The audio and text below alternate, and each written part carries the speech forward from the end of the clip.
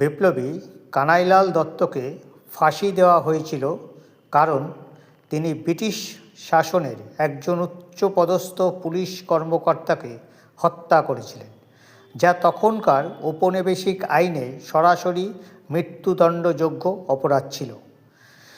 কানাইলাল দত্ত ছিলেন যুগান্তর দলের বিপ্লবী। 1908 সালে মুজফ্ফরপুর বোমা মামলার পরে অনেক বিপ্লবী ধরা পড়েন। ব্রিটিশ সরকার নরেন গোসাই নামে একজন রাজসাক্ষীকে ব্যবহার করে বিপ্লবীদের ফাঁসাতে শুরু করেন। নরেন গোস্বামী একে একে বিপ্লবীদের নাম বলে দিচ্ছিল। এতে পুরো আন্দোলন বিপন্ন হয়ে পড়ে। বিপ্লবী মহলে নরেন গোসাইকে বিশ্বাসঘাতক হিসাবে চিহ্নিত করা হয়। আলিপুর সেন্ট্রাল জেলে বন্দি অবস্থায় 30শে আগস্ট 1908 কানাইলাল দত্ত ও সতীন্দ্রনাথ বসু মিলে নরেন গোসাইকে গুলি করে হত্যা করার পরিকল্পনা করে এবং হত্যা করে।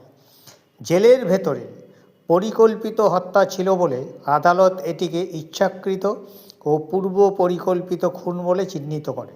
কানাইলাল দত্ত নিজের কাজ অস্বীকার করেননি, ফলে ব্রিটিশ আদালত তাকে মৃত্যুদণ্ডে দণ্ডিত করেন। 10ই নভেম্বর 1908 আলিপুর সেন্ট্রাল জেল মাত্র 18 বছর বয়সে কানাইলাল দত্তের ফাঁসি হয়।